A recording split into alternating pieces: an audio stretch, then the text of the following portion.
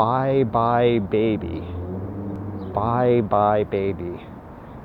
BuyBuy Baby. So I stopped up here at Foothills Mall, way north of, on the northern side of Tucson. This is up in an area called Oro Valley. It's sort of like the outer fringe suburbs, the newer suburban area of North Tucson. And it is April 9th, 2020 today. And, clearly everything is still pretty much shut down. We still have that shutdown order for all non-essential businesses. I don't come up to Oro Valley very much, so I'm not that familiar with this particular mall, but what I read online about it was that it was, I believe it's a fairly distressed mall, actually. It's not dead per se, but apparently wasn't doing so great, and this is, I guess, one of the entrances. I've seen a few people going in and out. I assume they're like employees or something. Yeah, okay. I mean, it looks pretty typical. Not much going on at that counter, it doesn't look like. The plants are looking a little kind of overgrown. I don't know, not the best maintained, I guess. This looks like it could use a little more maintenance. Again, I don't know. I think this is a pretty upscale area, more or less. So it shouldn't be too run down. I would think it should be. I would think it'd be maintained fairly well. Maybe middle to upper middle class area, probably with pockets of pretty rich as well. Again, I'm not sure the demographics, but generally speaking, I think that's kind of what this area is. Here's another, I guess, entrance over there. I don't want to click over there. It looks like there's a guy kind of hanging out over there on the benches. So there's an actual Barnes & Noble still here. Barnes & Noble bookstore. Barnes & Noble. Barnes & Noble. Yes. Barnes and Noble. Are those even still around? I thought maybe they went out of business, like, Borders Books and stuff. And it's big, too. I mean, I was around the other side, and it took a while just to get around it and to circle around. I also just wanted to touch on just a overall subject regarding what I like to call the ephemera of suburbia. Suburban ephemera, you might say. I see a lot of this stuff out in the outer suburbs as really a phenomenon and a product of the last few decades, particularly the late 20th century, early 21st century, the era of, cheap credit, cheap money, lots of borrowing, lots of debt, as well as cheap energy, generally speaking, cheap oil, cheap gas. I mean, it came into existence because of the economic circumstances of the time.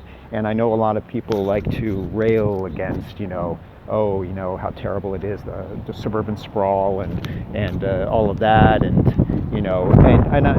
I agree with a lot of the arguments, but I also recognize that it may have been somewhat inevitable that things developed in this way, and that we got this kind of stuff just because of the economic circumstances that we found ourselves in, again, in the late 20th, early 21st centuries. And of course, it was all compounded tremendously by enormous amounts of debt, which is something that we are now going to have to deal with, and really is going to come at us with a vengeance, I'm not excusing the excesses of development, particularly suburban development, but I'm also saying that I understand why it happened, and it's what the people wanted at the time. It was what people wanted. It was what people were able to do, and so they did it. And it's kind of, you can almost see it as a kind of, or think of it as a kind of luxury we afforded ourselves at the time, you know. And it worked for a while. It did work for a while. But now it's becoming more and more problematic. I remember in association with 2008, 2009, I remember watching a land development expert, or his name was, I believe, Chris Lineberger. I think his name was Chris Lineberger, and he gave a talk, and he pointed out that during the financial crisis, if you looked at the Chicago metro area, all of the bulk of the foreclosure problem in that area all occurred in this sort of ribbon that was right in the outer suburbs of Chicago. And that was the worst hit area in terms of foreclosures and underwater mortgages. And you know, you can imagine there were a lot of probably pretty well-to-do families out there, and pretty sizable houses and nice communities out there. So, you know, and those were the ones that really got into trouble, you know, into the most trouble. And you could see it graphically and just on his map. That area in the outer suburbs around Chicago was all this dark or this bright red, you know, and the red areas were the worst affected. Those were the worst problem areas. And that was right there, right in a ribbon around the outer suburbs of Chicago. And so he was pointing out that this was a microcosm of the entire country, and this you could see this pattern in metro areas and in regions right across the United States. And so that was a very interesting observation. And when housing gets into trouble again, and you have mortgages, you know, you have mortgages failing and people and houses going into foreclosure, you're probably once again going to see some of the worst stress occurring in the outer suburbs. And I don't know, I assume that here in Oro Valley would be considered the outer suburbs of Tucson. I would assume that a lot of the area up here could potentially be in pretty severe distress in terms of real estate in pretty short order, depending on when all of that stuff really comes to head. We just get used to this stuff. We just assume that it's here, it's here to stay. It's just what it is. It's part of our permanent environment. But I really don't think so at all. And you know, a lot of this stuff has, in the last few decades, been some of the nicer looking stuff and the nicer maintained stuff in our metro areas.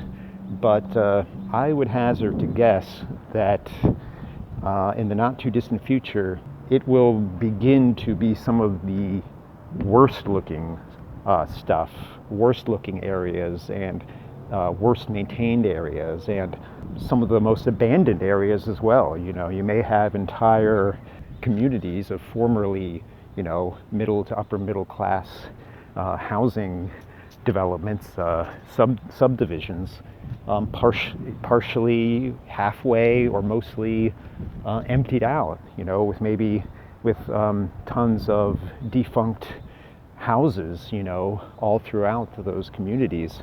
Who knows? You could have people left squatting in those houses, you know. You could have teenagers busting into abandoned houses and partying, and, you know, all kinds of things could be happening. Who knows? Maybe those you know, large houses in the outer suburbs, you know, in some areas that don't suffer too badly, you know, they might be divided up into apartments. You know, they might become apartment buildings. You know, all of the former bedrooms and living rooms and media rooms and whatever carved up into separate units and rented out. You know, but yeah. So I wanted to point out some of the suburban ephemera areas of around Tucson, and I was hoping that I would actually be able to get up on a parking garage and look down and kind of get a higher vantage point over more of the landscape here. But apparently this mall doesn't have a parking garage. I mean, what the heck is that about? Geez, I still want to do that. I might travel out to East Tucson and look for a mall out there.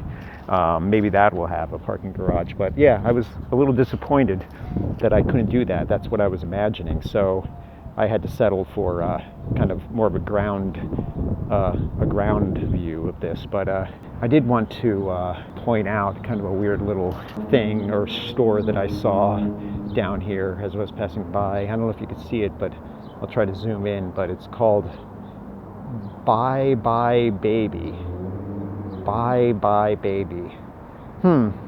I guess I assumed like a baby clothing store, or I don't know. It's just kind of funny. It's another one of those sort of, again, late 20th, early 21st century kind of specialty type stores that look way too big for what presumably it is actually in business to sell. I mean, heck, that looks the size of like a Marshall's or like the Ross store right next to it. Maybe not quite as big as the Ross, but I mean, it's things like that, I think, that are part of that whole blowout, luxury, debt, cheap gas, cheap energy, all of that sort of blowout of the late 20th, early 21st century that is going to be some of the weakest links going forward. And that stuff. Ross, on the other hand, I can see sticking around. I think, in fact, more and more people may be looking for budget shopping, budget clothing. So I can see that actually doing quite well in the 2020s. But BuyBuy Baby, bye-bye.